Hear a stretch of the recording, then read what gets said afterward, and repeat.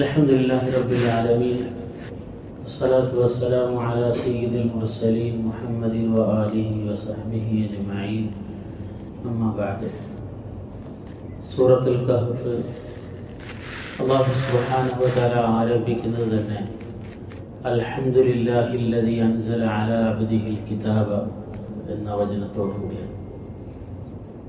എന്നുവെച്ചാൽ അള്ളാഹുവിനെ സംബന്ധിച്ചും വിശുദ്ധ ഖുർആനെ സംബന്ധിച്ചും കൃത്യമായി പരിചയപ്പെടുത്തിക്കൊണ്ടാണ് ആരംഭിക്കുന്നത്. അൽഹംദുലില്ലാഹ്, അള്ളാഹുവിനാണ് എല്ലാ സ്തുതികളും എന്നാണ് തുടക്കം. എന്തുകൊണ്ടാണ് അള്ളാഹുവിനെ സ്തുതിക്കുന്നത്? ഇവിടെ സവിശേഷമായി പറയപ്പെടുന്ന കാരണം അല്ലദീ അൻസല അലാ അബ്ദിഹിൽ കിതാബ, അള്ളാഹുവാണ് തൻ്റെ അടിമയായ മുഹമ്മദ് സല്ലല്ലാഹു അലൈഹി വസല്ലമയ്ക്ക് വിശുദ്ധ ഖുർആൻ അഥവാ കിതാബിനെ അവതരിച്ചത്.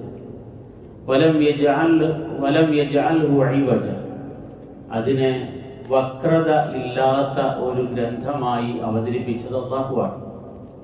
ഖയ്യിമൻ, ഇങ്ങനെ രണ്ട് വിശേഷണങ്ങൾ പറഞ്ഞുകൊണ്ട് വളവുകളും വക്രതകളൊന്നും ഇല്ലാത്ത, എല്ലാത്തിനെയും നേർവഴിയിലേക്ക് നയിക്കാൻ പാകപ്പെട്ട ഒരു ഗ്രന്ഥം അടിമയായ മുഹമ്മദ് സല്ലല്ലാഹു അലൈഹി വസല്ലമ തങ്ങൾക്ക് അവതരിപ്പിച്ചു കൊടുത്ത അള്ളാഹുവിനാകുന്നു എല്ലാ സ്തുതികളും എന്നാണ് ഒന്നാമത്തെ വചനം. ഹംദ് നമ്മൾ ഒരുപാട് പറയാറുള്ള, കേൾക്കാറുള്ള ഒരു വചനമാണ്. സ്തുതി എന്നാണ് അതിൻ്റെ അർത്ഥം. അതേ അർത്ഥത്തിൽ നമ്മൾ മറ്റൊരു വാക്കും കൂടെ പറയാറുണ്ട്, ശുക്ർ. ശുക്ർ എന്ന് പറഞ്ഞാൽ നന്ദി എന്നാണ് അർത്ഥം എന്നറിയാം. ഹംദിന്റെ അർത്ഥം സ്തുതി എന്നുമാണ്. എങ്ങനെയാണ് ഈ രണ്ട് വാക്കുകളും വ്യത്യാസപ്പെടുന്നത് എന്ന് ചോദിച്ചാൽ, നമുക്ക് കിട്ടിയ ഒരു ഉപകാരത്തിന് പകരമായി നമ്മൾ പറയുന്ന മറുവാക്കിനാണ് നന്ദി എന്ന് പറയുന്നത്.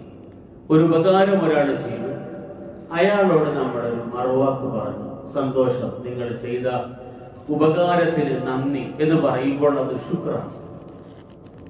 ഹംദ് എന്ന് പറയുമ്പോൾ നമുക്ക് കിട്ടിയ ഉപകാരത്തിന്റെ പേരിൽ തന്നെ ആകണമെന്നില്ല. ഒരു മനുഷ്യന്റെ വ്യക്തിപരമായി അദ്ദേഹത്തിനുള്ള യോഗ്യതയുടെ പേരിൽ നമ്മൾ അയാളെ സ്തുതിക്കും. മഹാനായ ഒരു പണ്ഡിതനാണ്, അല്ലെങ്കിൽ മഹാനായ ഒരു കവിയാണ് എന്നൊക്കെ പറയുന്നത് എന്താണ്? ഒരു ഹംദാണ്, ഒരു സ്തുതിയാണ്. അത് അതിന്റെ ഫലം നമുക്ക് കിട്ടണമെന്നൊന്നുമില്ല. ഗുണം കിട്ടിയാലും കിട്ടിയില്ലെങ്കിലും പുകഴ്ത്തി പറയുന്ന വചനമാണ് ഹംദ്. ഗുണത്തിന്റെ പേരിൽ പകരം കൊടുക്കുന്ന നന്ദി വാക്കാണ് ശുക്ർ. അല്ലാഹു സുബ്ഹാനഹു വ തആല ഇവിടെ അൽഹംദുലില്ലാഹ് എന്ന വാക്കുകൊണ്ടാണ് ആരംഭിക്കുന്നത്.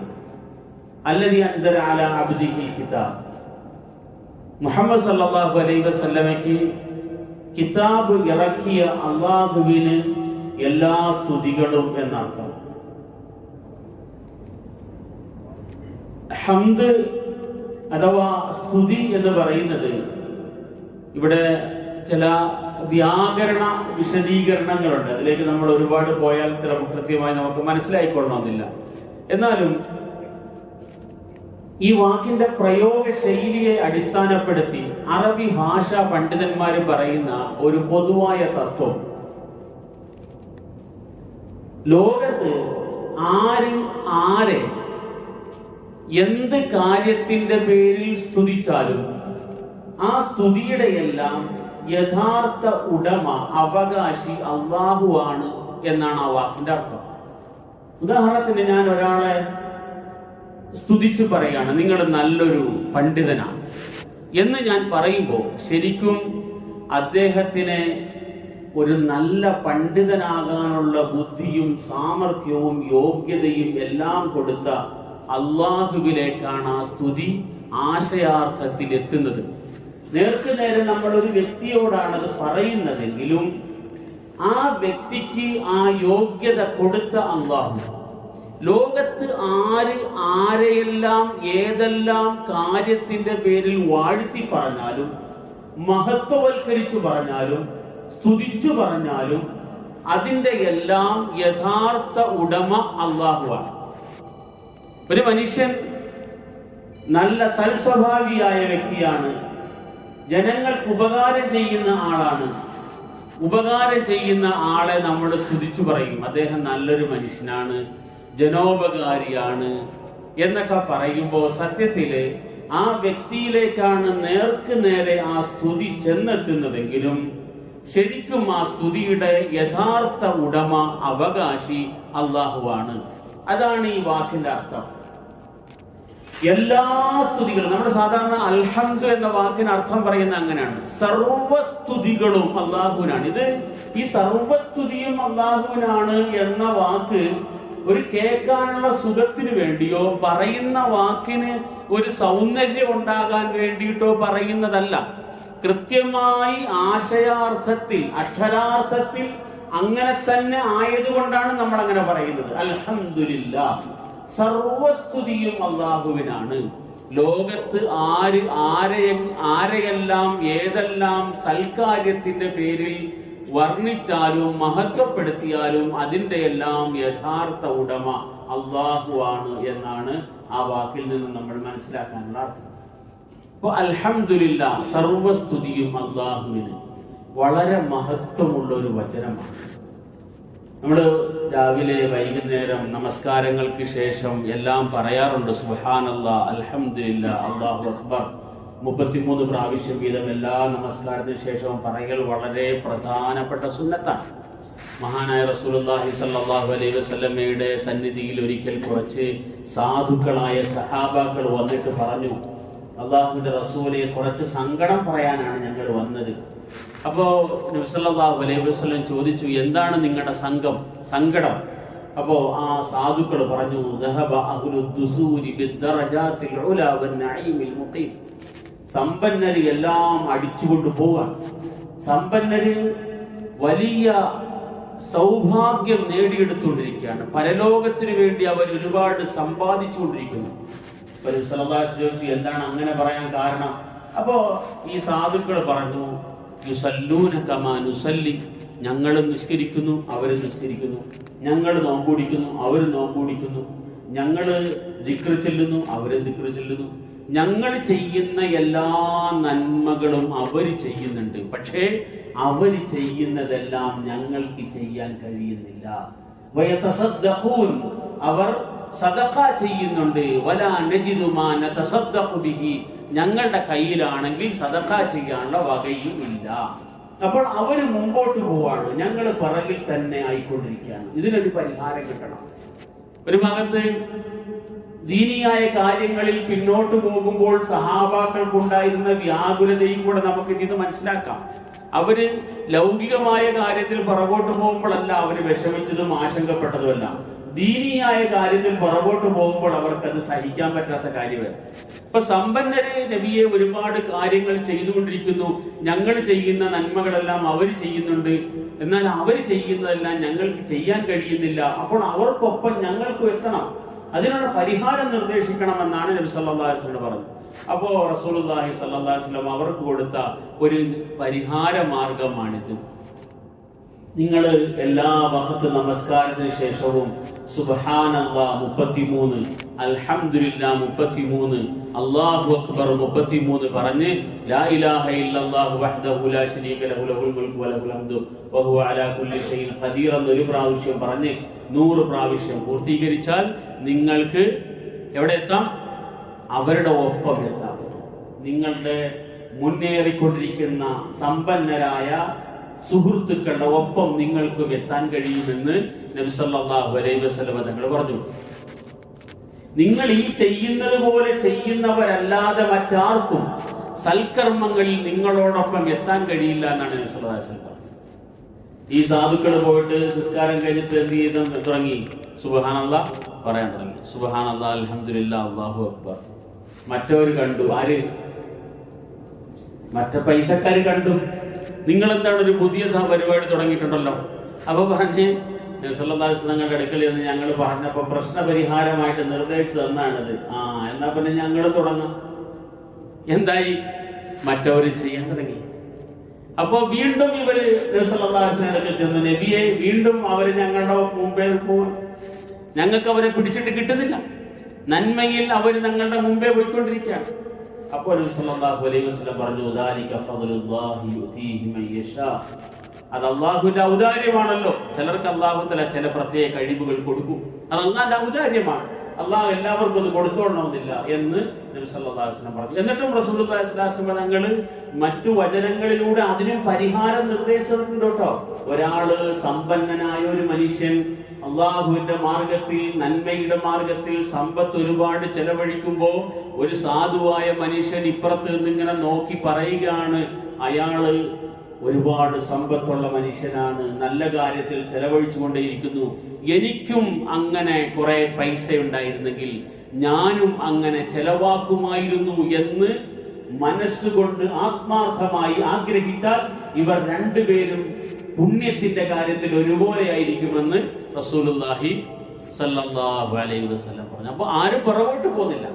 എല്ലാവർക്കും ആഗ്രഹം മനസ്സിലുണ്ടെങ്കിൽ എല്ലാവർക്കും മുമ്പോട്ട് തന്നെ പോകാൻ കഴിയും. ഏതായാലും റസൂൽ സല്ലല്ലാഹു അലൈഹി വസല്ലം മഹത്തായ പുണ്യമുള്ള അമലായിട്ട് പഠിപ്പിച്ച ഒരു കാര്യമാണ് ഈ പറഞ്ഞത്, നമസ്കാരത്തിന് ശേഷം ഇത് ചെയ്തുകൊണ്ടേയിരിക്കുക. ചില പണ്ഡിതന്മാർ പറയുന്നുണ്ട്, ഏറ്റവും വലിയ സൗഭാഗ്യം, ഈ ലോകത്ത് കിട്ടാവുന്ന ഏറ്റവും വലിയ സൗഭാഗ്യം, സമ്പത്തുണ്ടാകുന്നതിനേക്കാൾ, അറിവുണ്ടാകുന്നതിനേക്കാൾ, സൗന്ദര്യം ഉണ്ടാകുന്നതിനേക്കാൾ, ലൗകികമായ ഏത് സൗഭാഗ്യങ്ങൾ ഉണ്ടാകുന്നതിനേക്കാൾ വലിയ അനുഗ്രഹം എന്ന് പറയുന്നത് നന്ദിയുള്ള മനസ്സാണ് എന്ന്. ഒരു ഉപകാരം കിട്ടുമ്പോൾ അൽഹംദുലില്ലാഹ് എന്ന് പറയാൻ കഴിയും. അത് ഒരു മനുഷ്യന് കിട്ടാവുന്ന ഏറ്റവും വലിയ സൗഭാഗ്യമാണ്. ഇത് നമ്മളുടെ ഒരു ശീലമാക്കി മാറ്റണം. അൽഹംദുലില്ലാഹ്, എന്തൊരു ഉപകാരം കിട്ടിയാലും ആ സമയത്തൊക്കെ അതിന്റെ നന്ദി നിർവഹിക്കാൻ നമുക്ക് കഴിയണം. സാധാരണ നമുക്കറിയാലോ, നമുക്ക് ഒരു മനുഷ്യന്റെ ഒരു ഉപകാരം ചെയ്തു കഴിഞ്ഞാലും നമ്മൾ പറയുക എങ്ങനെയാണ്, അൽഹംദുലില്ലാഹ്, ആ മനുഷ്യനെ കൊണ്ട് ആ കാര്യം നടന്നു കിട്ടി. അപ്പോഴും പറയുന്നുണ്ടെന്നാണ്, ആദ്യം അൽഹംദുലില്ലാഹ്, അദ്ദേഹത്തെ കൊണ്ട് ആ കാര്യം നടന്നു. അപ്പൊ ഈ വ്യക്തിക്ക് ഒരു ശുക്ർ നമ്മൾ കൊടുക്കുന്നു, ഒരു നന്ദി നമ്മൾ കൊടുക്കുന്നു. അള്ളാഹുവിനെ മഹത്വപ്പെടുത്തിക്കൊണ്ട് അള്ളാഹുവിനെ സ്തുതിക്കുകയും ചെയ്യും. ഇത് രണ്ടും കൂടെ ചേരുമ്പോഴാണ് പൂർണ്ണതയിലെത്തുന്നത്. മനുഷ്യർക്ക് നന്ദി ചെയ്യാത്തവൻ അള്ളാഹുവിനോട് നന്ദി ചെയ്തിട്ടില്ല എന്നും റസൂലുള്ളാഹി സ്വല്ലല്ലാഹു അലൈഹി വസല്ലം പറയുന്നുണ്ട്. അപ്പൊ ഉപകാരങ്ങളിൽ നമുക്ക് രണ്ട് കാര്യങ്ങളാണ് ഉണ്ടാകേണ്ടത്. ഒന്ന്, ചെയ്തു തന്ന ആളോട് നേർക്കുനേരെയുള്ള നന്ദിയാണ്. മറ്റൊന്ന്, അള്ളാഹുവിനോട് ആ കാര്യത്തിൽ നാം കാണിക്കേണ്ടുന്ന നന്ദിയാണ്. അള്ളാഹുവിനോട് കൊടുക്കുന്ന നന്ദിയുടെ ഒരു വചനമാണ് അൽഹംദുലില്ലാഹ് എന്നുള്ള വചനം. റസൂലുള്ളാഹി സ്വല്ലല്ലാഹു അലൈഹി വസല്ലം പറയുന്നുണ്ട്, ഇബ്രാഹിം നബി അലൈഹി സ്വലാത്തു വസ്സലാമിനെ ഞാൻ മിഅ്റാജിന്റെ രാത്രിയിൽ, മിഅ്റാജിന്റെ സന്ദർഭത്തിൽ കണ്ടു. ഇബ്രാഹിം നബി അലൈഹി സ്വലാത്തു വസ്സലാം എന്നോട് പറഞ്ഞു, മുഹമ്മദെ, നിങ്ങളുടെ ഉമ്മത്തിന് എന്റെ സലാം അറിയിക്കണം എന്ന് പറഞ്ഞിട്ട് ഇബ്രാഹിം അലൈഹിസ്സലാം അന്ന് പറഞ്ഞു തന്ന കാര്യങ്ങൾ ഇതൊക്കെയാണ്. സ്വർഗം നല്ല മണ്ണാണ്, ഫലഭൂയിഷ്ടമായ മണ്ണാണ്, എന്തും നട്ടാൽ നന്നായി മുളയ്ക്കുന്ന മണ്ണാണ് സ്വർഗത്തിന്റെ മണ്ണ്. അതുകൊണ്ട് അവിടേക്ക് കൃഷികൾ ഇറക്കിക്കൊള്ളാൻ നിങ്ങൾ നിങ്ങളുടെ ഉമ്മത്തിനോട് പറയണമെന്ന് ഇബ്രാഹിം അലൈഹിസ്സലാത്തു വസ്സലാം റസൂലുള്ളാഹി സ്വല്ലല്ലാഹു അലൈഹി വസല്ലമയോട് പറയും. അപ്പോ എന്നിട്ട് ഇബ്രാഹിം നബി അലൈഹി സ്വലാത്തു വസ്സലാം പറഞ്ഞു, എന്താണ് സ്വർഗത്തിലേക്ക് മുൻകൂട്ടി അയക്കാനുള്ള കൃഷി എന്നല്ലേ? അത് സുബ്ഹാനല്ലാഹയാണ്, അൽഹംദുലില്ലാഹയാണ്, അല്ലാഹു അക്ബറാണ്, ലാ ഇലാഹ ഇല്ലല്ലാഹ്. അപ്പൊ നമ്മൾ ചെയ്യുന്ന ഓരോ ദിക്റുകളും ഓരോ തസ്ബീഹുകളും അള്ളാഹുവിന്റെ അടുക്കൽ അത് സ്വീകരിക്കപ്പെടുകയാണ്, അത് വളർന്നുകൊണ്ടേയിരിക്കുകയാണ് എന്ന് നമ്മൾ മനസ്സിലാക്കേണ്ടതുണ്ട്. ആ നിലയിൽ ഹംദിന്റെ ഒരു ഗുണം എല്ലാ സമയത്തും നമ്മൾ ഉണ്ടാക്കണം. അതിനോടൊപ്പം തന്നെ പ്രത്യേകമായ സന്ദർഭങ്ങളിൽ ഹംദ് ചെയ്യാൻ നമ്മൾ മറന്നു പോവുകയും ചെയ്യരുത്. നമസ്കാരത്തിന് ശേഷമുള്ള സമയം, ഉറങ്ങാൻ പോകുന്ന സമയത്ത് നബി സല്ലല്ലാഹു അലൈഹി വസല്ലം പറഞ്ഞിട്ടുണ്ട്, സുബ്ഹാനല്ലാഹ്, അൽഹംദുലില്ലാഹ്, അല്ലാഹു അക്ബർ 34 പ്രാവശ്യം അല്ലാഹു അക്ബർ പറഞ്ഞ് ശരീരത്തിന്റെ കൈവെള്ളയിലൂതി ശരീരം മുഴുവൻ തടകിയിട്ട് കിടന്നുറങ്ങണം എന്ന് നബി സല്ലല്ലാഹു അലൈഹി വസല്ലം തങ്ങൾ പറഞ്ഞായിട്ട് കാണാം. ഇങ്ങനെ ഈ പറയപ്പെട്ട ദിക്റുകള് പ്രത്യേകമായി പറയേണ്ടുന്ന ചില സന്ദർഭങ്ങളുണ്ട്, അതൊരു കാര്യമാണ്. എന്നാൽ അതുപോലെ അല്ലെങ്കിൽ അതിനേക്കാൾ പ്രധാനമായി ഉണ്ടാകേണ്ടുന്ന മറ്റൊരു കാര്യം, നന്ദിയുള്ള മനസ്സ് ഉണ്ടാവുക എന്നതാണ്. നബി സല്ലല്ലാഹു അലൈഹി വസല്ലം പറഞ്ഞു, അഫ്ളലു ദുആഇ അൽഹംദുലില്ലാഹ്, അഫ്ളലു ദിക്രി ലാ ഇലാഹ ഇല്ലല്ലാഹ്. ഏറ്റവും നല്ല ദിക്ർ ലാ ഇലാഹ ഇല്ലല്ലാഹ്. ഏറ്റവും മഹത്തായ ദുആ ഏതാണ്? അൽഹംദുലില്ലാഹ്.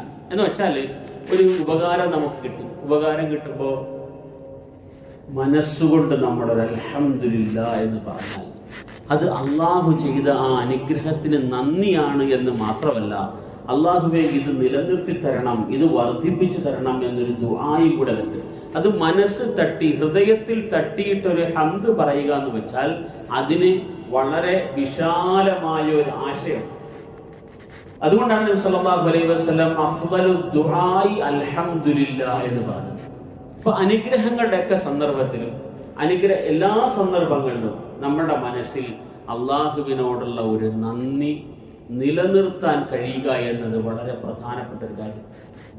സുബ്ഹാനല്ലാഹ്, സുബ്ഹാനല്ലാഹ് എന്ന വചനത്തിലാണ് കഴിഞ്ഞ സൂറത്ത് തുടങ്ങുന്നത്.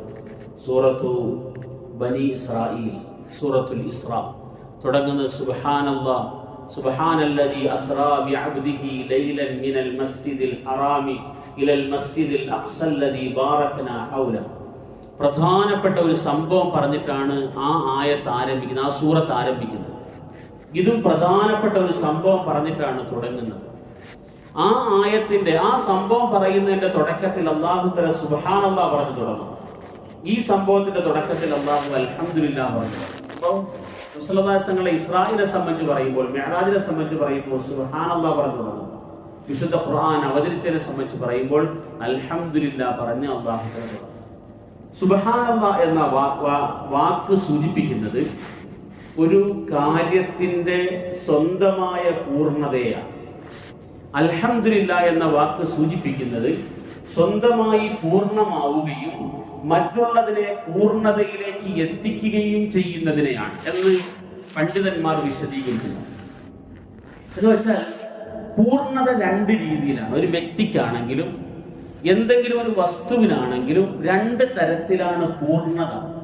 ഒന്നെന്താണ്? ആ വ്യക്തി എന്ന നിലയിൽ സൽഗുണങ്ങളും സൽ സ്വഭാവങ്ങളും മറ്റിതര വിദ്യാഭ്യാസ, സാമ്പത്തിക എല്ലാ മേഖലകളിലും അദ്ദേഹം വളർന്ന് ഒരു നിലവാരത്തിലെത്തി. അദ്ദേഹം ഒരു പൂർണ്ണത കൈവരിച്ച വ്യക്തിയാണ്. രണ്ടാമതൊരു പൂർണ്ണത മറ്റുള്ളവരെയും കൂടെ പൂർണ്ണതയുടെ വഴിയിലേക്ക് നയിക്കാൻ, അതിനു വേണ്ടുന്ന പ്രചോദനം കൊടുക്കാൻ കഴിയുക എന്നുള്ളത് മറ്റൊരു പൂർണ്ണതയാണ്. അല്ലാഹു സുബ്ഹാനഹു വ തആല രണ്ട് പൂർണ്ണതകളും ഉള്ളവനാണ്. അഥവാ സുബ്ഹാനല്ലാഹ്, ഒരു ന്യൂനതയും ഇല്ലാത്തവൻ എന്ന് പറഞ്ഞിട്ടാണ് ആ സൂറത്ത് തുടങ്ങുന്നത്. സുബ്ഹാനല്ലാഹ്, ഒരു ന്യൂനതയും ഇല്ലാത്ത അല്ലാഹു എന്നാണ് ആ വാക്കിന്റെ അർത്ഥം. ഒരു പോരായ്മയും ഇല്ലാത്തവൻ അഥവാ സമ്പൂർണ്ണൻ എന്നർത്ഥം. അൽഹംദുലില്ലാഹ് എന്ന് പറയുമ്പോൾ സ്വന്തമായി പൂർണ്ണതയുണ്ടെന്ന് മാത്രമല്ല, മറ്റുള്ളവരെയും കൂടെ ഉപകാരങ്ങൾ ചെയ്ത് അവരെയും വഴി നടത്തുന്നവനാണ്. അതുകൊണ്ടാണല്ലോ നമ്മൾ അള്ളാഹുവിനെ ഹംദ് ചെയ്യുന്നത്.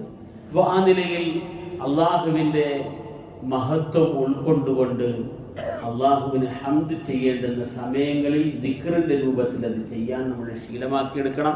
അതിനോടൊപ്പം എപ്പോഴും മനസ്സിൽ അള്ളാഹുവിനോട് ഒരു നന്ദിയുള്ളവരായി നമ്മൾ തുടരുകയും വേണം. അല്ലദീ അൻസല അലാ അബ്ദിഹി അൽ കിതാബ. എല്ലാ വാക്കുകളും വളരെ പ്രധാനമാണ്. ഒരു ഭാഗത്ത് അള്ളാഹിനെ കുറിച്ച് പറഞ്ഞു, മറ്റൊന്ന് റസൂലിനെ കുറിച്ച് പറഞ്ഞു, മൂന്നാമതായി ഖുർആനെ കുറിച്ച് പറഞ്ഞു. അൽഹംദുലില്ലാഹ് അല്ലദീ അൻസല അലാ അബ്ദിഹി, റസൂൽ സല്ലല്ലാഹു അലൈഹി വസല്ലമയെ കുറിച്ചാണ് പറയുന്നത്. മൂന്നാമതായി അൽ കിതാബ, കിതാബ് എന്ന് പറഞ്ഞാൽ ഖുർആൻ. ഈ മൂന്ന് വളരെ പ്രധാനപ്പെട്ട വിഷയങ്ങളാണ് ഒന്നാമത്തെ ആയത്തിൽ തന്നെ അല്ലാഹു തആല ഉൾക്കൊള്ളുന്നത്. റസൂലുള്ളാഹി സ്വല്ലല്ലാഹു അലൈഹി വസല്ലമയുടെ മഹത്വം പറയാൻ വേണ്ടി അള്ളാഹു ഉപയോഗിച്ച ഒരു വചനം അബ്ദ് എന്ന വചനമാണ്. കഴിഞ്ഞ സൂറത്തിന്റെ തുടക്കം നമ്മൾ പറഞ്ഞു, സുബ്ഹാനല്ലദീ അസ്റാ ബിഅബ്ദിഹി ലൈലൻ മിനൽ മസ്ജിദിൽ ഹറാമി ഇലൽ മസ്ജിദിൽ അഖ്സ. റസൂലുള്ളാഹി സ്വല്ലല്ലാഹു അലൈഹി വസല്ലം മനുഷ്യൻ എന്ന നിലയിൽ സമ്പൂർണ്ണത നേടിയ ഒരു സംഭവമാണ് മിഅ്റാജിന്റെ സംഭവം, അല്ലെങ്കിൽ ഇസ്രായിന്റെ സംഭവം. ആ പൂർണ്ണതയെ കുറിച്ച് പറയാൻ നബി സല്ലല്ലാഹു അലൈഹി വസല്ലമയെ കുറിച്ച് ഉപയോഗിച്ച പദം അബ്ദു എന്നാണ്, അടിമ എന്നാണ്. എന്ന് വെച്ചാൽ ഒരു മനുഷ്യൻ എന്ന നിലയ്ക്ക് പൂർണ്ണനാകുന്നത് അവൻ അള്ളാഹുവിൻ്റെ നിയമങ്ങൾക്ക് പൂർണ്ണമായി വിധേയപ്പെടുമ്പോഴാണ് എന്ന് ഈ വാക്കിൽ നിന്ന് നമുക്ക് മനസ്സിലാക്കാൻ കഴിയും. ഒരു മനുഷ്യൻ ഞാൻ എന്തോ വലിയ സംഭവമാണെന്ന് വിചാരിക്കുമ്പോൾ അവർ സ്വാഭാവികമായി, നമുക്കറിയാലോ, അഹങ്കാരികളെ ജനങ്ങൾക്ക് ഇഷ്ടമല്ല. ഒരുപക്ഷെ എന്തെങ്കിലും അത്യാവശ്യ കാര്യങ്ങളുടെ പേരിൽ കാര്യം നടക്കാൻ വേണ്ടി അവരുടെ ആദരവും ബഹുമാനമൊക്കെ കാണിച്ചു വരും. പക്ഷെ അഹങ്കാരികളെ ജനങ്ങൾക്ക് ഇഷ്ടമല്ല. ഞാനൊരു വലിയ സംഭവമാണെന്ന് പറഞ്ഞ് നടക്കുന്ന ആൾക്കാരെ ജനങ്ങൾ മനസ്സുകൊണ്ട് അവജ്ഞയോടുകൊണ്ട് തന്നെയാണ് കാണുന്നത്. പക്ഷേ വിനയത്തോടുകൂടി സാധാരണത്വത്തോടുകൂടി പെരുമാറുകയും ഇടപെടുകയും ചെയ്യുന്ന ആൾക്കാർ എപ്പോഴും ജനങ്ങൾക്ക് പ്രിയങ്കരരായിരിക്കും, ജനങ്ങൾക്ക് ഇഷ്ടപ്പെട്ടവരായിരിക്കും. അപ്പോൾ ഒരു മനുഷ്യൻ ജനങ്ങൾക്ക് പ്രിയപ്പെട്ടവനാകുന്നത് സാധാരണത്വം ഉണ്ടാകുമ്പോഴാണ്. അള്ളാഹുവിന് പ്രിയപ്പെട്ടവനാകുന്നത് സാധാരണത്വം ഉണ്ടാകുമ്പോഴാണ്. ഞാൻ അസാധാരണനാണ് എന്ന് പറഞ്ഞ് പ്രത്യേകമായ വേഷവിധാനങ്ങൾ അല്ലെങ്കിൽ പ്രത്യേകമായ രൂപഭാവങ്ങളിലോ ജീവിക്കുന്നവരെ ജനങ്ങൾ അവജ്ഞയോടുകൂടി കാണുന്നു. അല്ലാഹു സുബ്ഹാനഹു വ തആല വളരെ കൃത്യമായി ഇവിടെ പറയുന്നത്, നബി സല്ലല്ലാഹു അലൈഹി വസല്ലമ തങ്ങളുടെ പൂർണ്ണത എന്ന് പറയുന്നത് അള്ളാഹുവിന്റെ കൽപ്പനയ്ക്ക് സമ്പൂർണമായി വിധേയപ്പെട്ട് റസൂല് ജീവിച്ചപ്പോഴാണ്. നാം എല്ലാവരും പൂർണ്ണരാകുന്നതും അപ്പോഴാണ്. എപ്പോഴാണോ അള്ളാഹുവിന്റെ കൽപ്പനകള്, അള്ളാഹുവിന്റെ വിധിവിലക്കുകള് നമ്മൾ സമ്പൂർണമായി നമ്മുടെ ജീവിതത്തിൽ പാലിക്കുന്നത്, നാം അള്ളാഹുവിന്റെ അടുക്കൽ ആദരണീയനാണ്. അപ്പോഴാണ് നാം അള്ളാഹുവിന്റെ അടിമയാകുന്നത്. മഹാന്മാരായ സഹാബാക്കളുടെ ഒരു സംഭവം, അവർ റോമിലേക്ക് പോയ ആ സമയത്ത് അവിടെയുള്ള പ്രധാനപ്പെട്ട വ്യക്തി ഈ സഹാബാക്കളുടെ പ്രമുഖനായ ഒരാളെ വിളിച്ച് അവരുമായിട്ടൊരു സംസാരം നടക്കാൻ. ആ സമയത്ത് ചോദിക്കുന്നുണ്ട്, നിങ്ങൾ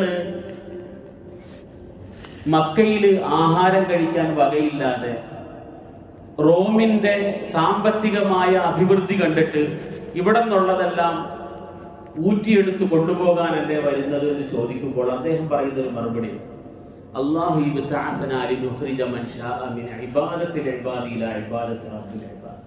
മനുഷ്യൻ ഇവിടെ പല വ്യവസ്ഥയുടെയും കീഴിൽ അടിമയായി ജീവിക്കാൻ, ഓരോരുത്തരും ഓരോ വ്യവസ്ഥകളുടെ അടിമയായി ജീവിക്കാൻ. ഇവരെല്ലാം ഈ വ്യവസ്ഥകളുടെയൊക്കെ അടിമത്വം വിടണം. ഇവരെല്ലാം അള്ളാഹുവിന്റെ അടിമകളായി മാറണം. എന്ന് വെച്ചാൽ എല്ലാവരും ഒന്നാകണം. മനുഷ്യര് സാഹോദര്യം കൊണ്ടും സമഭാവന കൊണ്ടും ഒന്നാകണം. മനുഷ്യരിൽ വേർതിരിവും ചേരിതിരിവും ഉണ്ടാകരുത്. അതെല്ലാം ഇല്ലാതാവുകയും മനുഷ്യർ ഏക മനസ്സോടുകൂടി ഒരേ തട്ടിൽ ജീവിക്കുകയും ചെയ്യണം. മനുഷ്യരിൽ ഒരു സമഭാവന രൂപപ്പെട്ടു വരണം. അതാണ് അല്ലാഹു യബ്തഅസന ലിനുഖ്രിജ മൻ ശാഅ മിൻ ഇബാദത്തിൽ ഇബാദി ഇലാ ഇബാദത്തി റബ്ബിൽ ഇബാദ്. മനുഷ്യരെല്ലാം അള്ളാഹുവിന്റെ അടിമകളായി മാറും. എല്ലാവരും അള്ളാഹുവിന്റെ അടിമയായി മാറുമ്പോൾ എന്താണ് ഉണ്ടാകുന്നത്? ആരും ആരേക്കാളും വലുതാകാൻ ശ്രമിക്കുകയില്ല. കാരണം ഞാൻ അള്ളാന്റെ അടിമയാണ്, അവൻ അള്ളാന്റെ അടിമയാണ്, ഈ ലോകത്തുള്ളതെല്ലാം അള്ളാഹുവിന്റെ അടിമയാണ്. എനിക്കൊരാളോടും അക്രമം ചെയ്യാൻ പറ്റില്ല. കാരണം ഞാനും അവനും ഒരുപോലെയാണ്, എനിക്ക് അയാളെക്കാൾ പ്രത്യേകതകൾ ഒന്നുമില്ല എന്ന് ഓരോരുത്തരും സ്വയം വിചാരിക്കുകയും സ്വയം തീരുമാനിക്കുകയും ചെയ്താൽ അത്തരം മനുഷ്യരെ കൊണ്ട് സമൂഹത്തിൽ ഉപദ്രവമൊന്നും ഉണ്ടാകില്ല, സമൂഹത്തിൽ പ്രശ്നം ഉണ്ടാക്കാൻ അവര് മുതിരുകയില്ല. ഇപ്പൊ ഒരു സമഭാവനയുടെ ഒരു പ്രയോഗമാണ് അദ്ദ് എന്ന പ്രയോഗം. അല്ലാഹു സുബ്ഹാനഹു വ തആല റസൂലുള്ളാഹി സ്വല്ലല്ലാഹു അലൈഹി വസല്ലം അതിനെക്കുറിച്ച് പറയുന്നത്, അൻസല അലാ അബ്ദിഹി, അള്ളാഹുവിന്റെ നിയമങ്ങളെ, അള്ളാഹുവിന്റെ കൽപ്പനകളെ, വിധിവിലക്കുകളെ സമ്പൂർണമായും അനുസരിച്ച് വിധേയപ്പെട്ട് കീഴ്പ്പെട്ട് ജീവിക്കുന്ന അള്ളാഹുവിന്റെ അടിമയായ റസൂൽ സല്ലല്ലാഹു അലൈഹി വസല്ലമയ്ക്ക് അൽ കിതാബ, കിതാബിനെ അള്ളാഹു തആല നൽകി. കിതാബ് ഖുർആനെ സംബന്ധിച്ച് ഖുർആൻ തന്നെ രണ്ട് പ്രയോഗങ്ങൾ ഖുർആനിൽ നടത്തുന്നുണ്ട്. ഒന്ന് കിതാബ് എന്ന പ്രയോഗമാണ്, മറ്റൊന്ന് ഖുർആൻ എന്ന പ്രയോഗം. നമ്മൾ സാധാരണ പറയുന്നത് ഖുർആൻ എന്നാണ്. ഇത് രണ്ടും രണ്ട് വ്യത്യസ്തമായ അർത്ഥത്തിലുള്ള പദങ്ങളാണ്. കിതാബ് എന്ന് പറഞ്ഞാൽ എന്താണ്? രേഖപ്പെടുത്തിയത് എന്നാണ് അർത്ഥം. കിതാബ് രേഖപ്പെടുത്തിയത്. ഇതിനെല്ലാം കിതാബ് എന്നാണ്, നമ്മൾ പുസ്തകം അല്ലെങ്കിൽ ബുക്ക് എന്നാണ് കിതാബ് എന്ന വാക്കിന്റെ അർത്ഥം. രേഖപ്പെടുത്തപ്പെട്ട കാര്യങ്ങളെ കിതാബ് എന്ന് പറയാം. ഖുർആൻ എന്ന് പറഞ്ഞാൽ പാരായണം എന്നാണ് അർത്ഥം. പാരായണം എന്നതിൽ നിന്നുണ്ടായതാണ് ഖുർആൻ. അപ്പോ ഖുർആൻ രണ്ട് നിലയിലും സവിശേഷതയുള്ള ഒരു കാര്യമാണ്. ഒന്ന്, ഖുർആന്റെ പാരായണത്തിന് പ്രത്യേകതയുണ്ട്. മറ്റൊന്ന്, ഖുർആന്റെ എഴുത്തിന് പ്രത്യേകതയുണ്ട്. ഖുർആൻ ഈ രണ്ട് രീതിയിലുമാണ് സംരക്ഷിക്കപ്പെട്ടിട്ടുള്ളത്. ഇപ്പോ ഖുർആൻ എഴുതുന്ന ലിപി മറ്റ് അറബി എഴുതുന്ന ലിപി പോലെ അല്ല. നമ്മൾ ശ്രദ്ധിച്ചു നോക്കിക്കോളി. ഇപ്പൊ ഈ ഖുർആൻ എടുത്തിട്ട് നമ്മൾ നോക്കിയാൽ ഇതിൽ കാണുന്ന അക്ഷരങ്ങളുണ്ട്. ഈ അക്ഷരങ്ങൾ എഴുതിയിരിക്കുന്ന ഇതിന് റസ്മ ഉസ്മാനി എന്നാണ് പറയുന്നത്. റസ്മ ഉസ്മാനി, ഉസ്മാൻ റളിയല്ലാഹുവിന്റെ കാലഘട്ടത്തിൽ ഖുർആന്റെ പല തരത്തിലുള്ള എഴുത്തുകൾ ഉണ്ടായിരുന്നപ്പോൾ അതെല്ലാം മാറ്റി ഒഴിവാക്കിയിട്ട് കൃത്യമായ ഒരു എഴുത്ത്, ഒരു ലിപി നിയമം ഉണ്ടാക്കിയിട്ട് ഈ ലിപിയിൽ മാത്രമേ ഖുർആൻ എഴുതാവൂ എന്ന് തീരുമാനിച്ചതോടുകൂടി ഈ ലിപിയിലാണ് ഖുർആൻ എഴുതുക. ഇവിടെ വേറെ കിതാബിൽ ഇരിക്കുന്നുണ്ട്, അതൊന്ന് നിങ്ങൾക്ക് എടുത്തു നോക്കാം, ഇതും നോക്കാം. ഇതിൽ എഴുതിയിരിക്കുന്ന പോലെ ആയിരിക്കില്ല അക്ഷരങ്ങൾ അതിൽ കാണുക.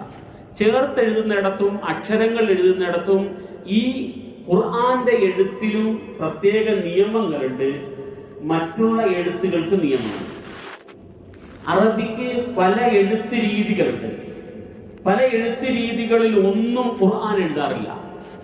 ഖുർആൻ പ്രത്യേകമായ ഒരു എഴുത്ത് രീതിയിൽ തന്നെയാണ് എഴുതുക. എന്ന് വെച്ചാൽ ഖുർആന്റെ എഴുത്ത് പോലും വേറിട്ട് നിൽക്കുന്നു. ഇന്നാ നഹ്നു നസ്സൽന ദിക്റ വ ഇന്നാ ലഹു ലഹാഫിദൂൻ. അല്ലാഹു സുബ്ഹാനഹു വ തആല ഖുർആനെ സംബന്ധിച്ച് പറഞ്ഞത്, ഈ ഖുർആനെ ഞാനാണ് അവതരിച്ചത്, ഞാൻ ഇതിനെ സംരക്ഷിക്കുമെന്നാണ്. പഴയ കാലഘട്ടത്തിലൊക്കെ പഠനത്തിന്റെ ആശയ കൈമാറ്റത്തിന്റെ രണ്ട് രീതികളാണ്. ഒന്ന് വാമൊഴിയും മറ്റൊന്ന് വരമൊഴിയും. എന്ന് പറഞ്ഞാൽ വായിലൂടെ പറഞ്ഞു പറഞ്ഞ് പറഞ്ഞ് കേട്ട് പഠിക്കുന്നതും എഴുതി എഴുതി കൊടുക്കുന്നതും. അങ്ങനെ ഈ രണ്ട് രീതികളിലും ഖുർആൻ പ്രത്യേകമായി സംരക്ഷിക്കും. ഇനി ഖുർആന്റെ പാരായണ രീതി നമ്മൾ നോക്കുക. നമ്മൾ തറാവീഹിനും മഗ്‌രിബിനും ഇശായിക്കും ഒക്കെ പാരായണം കേൾക്കാറുണ്ടല്ലോ. അതിന് പ്രത്യേകമായ പാരായണ നിയമങ്ങളുണ്ട്. ഖുർആൻ അങ്ങനെ പാരായണം ചെയ്യാൻ പറ്റുള്ളൂ. എന്നാൽ സാധാരണമായ അറബി വായിക്കുന്നത് അത് വേറൊരു രീതിയിലാണ്. അറബി വായിക്കുന്ന രീതിയും ഖുർആൻ വായിക്കുന്ന രീതിയും വ്യത്യസ്തമാണ്. അറബിയിലെ മറ്റേത് ബുക്ക് എഴുതുന്ന രീതിയും ഖുർആനിന്റെ അക്ഷരങ്ങളുടെ രീതിയും വ്യത്യസ്തമാണ്. എന്ന് വെച്ചാൽ വാമൊഴി രീതിയിലും ഖുർആൻ പ്രത്യേകമായി സംരക്ഷിക്കപ്പെടുന്നു, വരമൊഴി രീതിയിലും ഖുർആൻ പ്രത്യേകമായി സംരക്ഷിക്കപ്പെടുന്നു എന്നാണ് നമ്മൾ ഇതിൽ നിന്ന് മനസ്സിലാക്കാനുള്ളത്. അതുകൊണ്ട് തന്നെ ഖുർആൻ എന്ന പേരിലും കിതാബ് എന്ന പേരിലും അല്ലാഹു തആല ഈ ഗ്രന്ഥത്തെ സംബന്ധിച്ച് ഖുർആന്റെ പല സ്ഥലത്ത് പരാമർശിക്കുന്നുണ്ട്. ദാലികൽ കിതാബു ലാ റൈബ ഫീഹി, ദാലികൽ കിതാബു ലാ റൈബ ഫീഹി എന്നാണ് അവിടെ ആദ്യത്തെ രണ്ടാമത്തെ സൂറത്തായ സൂറത്തുൽ ബഖറയിൽ ഖുർആനെ സംബന്ധിച്ച് പരാമർശിച്ചത് അൽ കിതാബ് എന്നാണ്. ഇവിടെയും പരാമർശിക്കുന്ന അൽ കിതാബ് എന്നാണ്. എന്നാൽ അർ റഹ്മാനു അല്ലമൽ ഖുർആൻ ഖലഖൽ ഇൻസാന അല്ലമഹുൽ ബയാൻ, അവിടെ പറഞ്ഞത് അൽ ഖുർആൻ എന്നാണ്. ഇങ്ങനെ ഖുർആൻ രണ്ട് രീതിയിലും സൂക്ഷിക്കപ്പെട്ടതാണ്. അല്ലാഹു സുബ്ഹാനഹു വ തആല ഈ രണ്ട് രീതിയിലും ഖുർആനെ സംബന്ധിച്ച് പരാമർശിച്ചു. പിന്നെ ഖുർആന്റെ മഹത്വം, റമദാന്റെ നാളുകളാണ്, ഖുർആൻ അവതരിച്ച മാസമാണ്, ഖുർആൻ കൂടുതലായി പാരായണം ചെയ്യേണ്ടുന്ന സന്ദർഭമാണ്. ഖുർആൻ ഓരോ അക്ഷരത്തിനും അതിൻ്റെ പ്രതിഫലമുണ്ട്. ഖുർആൻ ഒരു ഭാഗത്ത് പാരായണം ചെയ്യാനുള്ളതാണ്, അർത്ഥം മനസ്സിലാക്കാനുള്ളതാണ്, അതിനെ സംബന്ധിച്ച് ആഴത്തിൽ ചിന്തിക്കാനും പഠിക്കാനും ഉള്ളതാണ്, അത് ജീവിതമായി മാറാനുള്ളതാണ്. 4 രീതിയിൽ ഇതിനോടുള്ള ബാധ്യത നമുക്കുണ്ട്, നമ്മൾ തിരിച്ചറിയണം. ഈ ഗ്രന്ഥം ഇങ്ങനെ അലമാരകളിൽ അട്ടിയട്ടി വെക്കാനുള്ളതോ ഷോക്കേഴ്സുകളിൽ നമ്മുടെ വീടിന്റെ സൗന്ദര്യത്തിന് വേണ്ടി അലങ്കരിച്ച് വെക്കാനുള്ളതോ അല്ല. ഖുർആനുള്ള കടമകൾ 4ആണ്. ഒന്ന്, അത് പാരായണം ചെയ്യുക. നബി സല്ലല്ലാഹു അലൈഹി വസല്ലം പാരായണത്തെ സംബന്ധിച്ച് ധാരാളമായി പറഞ്ഞിട്ടുണ്ട്. രണ്ടാമതായി അതിന്റെ അർത്ഥം മനസ്സിലാക്കുക എന്നുള്ളതാണ്. രണ്ടാമതായി അതിന്റെ കൂടുതൽ ആഴത്തിൽ അതിനെക്കുറിച്ച് പഠിക്കുക, ചിന്തിക്കുക എന്നുള്ളതാണ്. നാലാമതായി അഹല്ല ഹലാലഹു വഹറമ ഹറാമ, ഖുർആൻ പലിശ ഹറാമാണെന്ന് പറഞ്ഞിട്ടുണ്ടെങ്കിൽ നമ്മുടെ ജീവിതത്തിലും പലിശ ഹറാമാകണം. അവിടെയാണ് ഖുർആൻ പൂർണ്ണമാകുന്നത്. ഖുർആൻ ലഹരി ഹറാമാണെന്ന് പറഞ്ഞിട്ടുണ്ടെങ്കിൽ അത് ഖുർആനിൽ മാത്രം ഉണ്ടായാൽ പോരാ, നമ്മുടെ ജീവിതത്തിലും ലഹരി ഹറാമായിരിക്കണം. ഇങ്ങനെ നിഷിദ്ധങ്ങളായ അനേകം കാര്യങ്ങളുണ്ട്. ലൈംഗികമായ കാര്യങ്ങൾ, കുറ്റകൃത്യങ്ങൾ എല്ലാം വിലക്കപ്പെട്ടതാണ്. ഖുർആനിന്റെ ഭാഷയിൽ അതെല്ലാം വിലക്കപ്പെട്ടതാണ്. അത് ഖുർആനിൽ മാത്രം കിടക്കുക, നമ്മൾ ഖുർആന്റെ ആളാന്ന് പറയുക, അതുകൊണ്ട് കാര്യമില്ല. ഖുർആൻ ഹലാലാക്കിയ കാര്യം നമ്മുടെ ജീവിതത്തിൽ ഹലാലായിരിക്കണം. ഖുർആൻ നിഷിദ്ധമാക്കിയ കാര്യം നമ്മുടെ ജീവിതത്തിലും നിഷിദ്ധമാകണം. ഇങ്ങനെ 4 രീതിയിൽ ഖുർആനോടുള്ള ബാധ്യത നമ്മൾ നിർവഹിക്കാനുണ്ട്. അല്ലാഹു സുബ്ഹാനഹു വ തആല ഖുർആനോടുള്ള ബാധ്യതകൾ കൃത്യമായി മനസ്സിലാക്കാൻ നമുക്ക് എല്ലാവർക്കും തൗഫീഖ് ചെയ്യട്ടെ. വആഖിറു ദഅ്വാനാ അൽഹംദുലില്ലാഹി റബ്ബിൽ ആലമീൻ. അസ്സലാമു അലൈക്കും വറഹ്മത്തുള്ളാഹി